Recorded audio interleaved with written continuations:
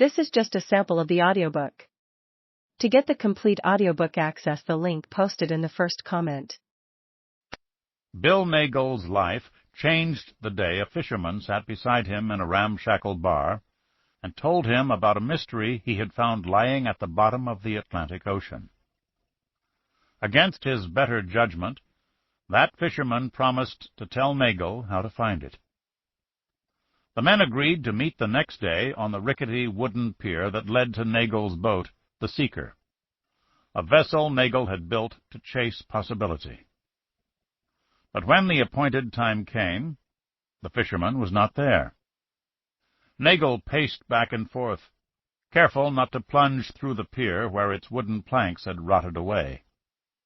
He had lived much of his life on the Atlantic, and he knew when worlds were about to shift. Usually that happened before a storm or when a man's boat broke. Today, however, he knew it was going to happen when the fisherman handed him a scrap of paper, a hand-scrawled set of numbers that would lead to the sunken mystery. Nagle looked into the distance for the fisherman. He saw no one.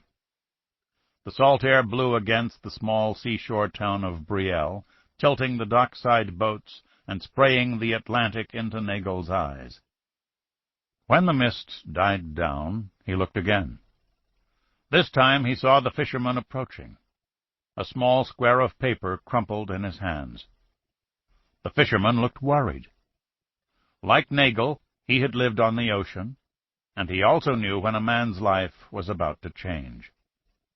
In the whispers of approaching autumn, Brielle's rouge is blown away, and what remains is the real Brielle, the locals' Brielle.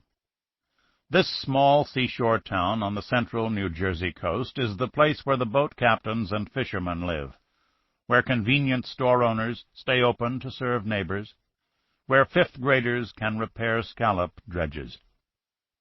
This is where the hangers-on and wannabes and also-rans and once-greats keep believing in the sea. In Brielle, when the customers leave, the town's lines show, and they are the kind grooved by the thin difference between making a living on the water and washing out. The Seeker towers above the other boats tied to this Brielle dock, and it's not just the vessel's 65-foot length that grabs one's attention. It's the feeling, from her battered wooden hull and nicked propellers, that she's been places.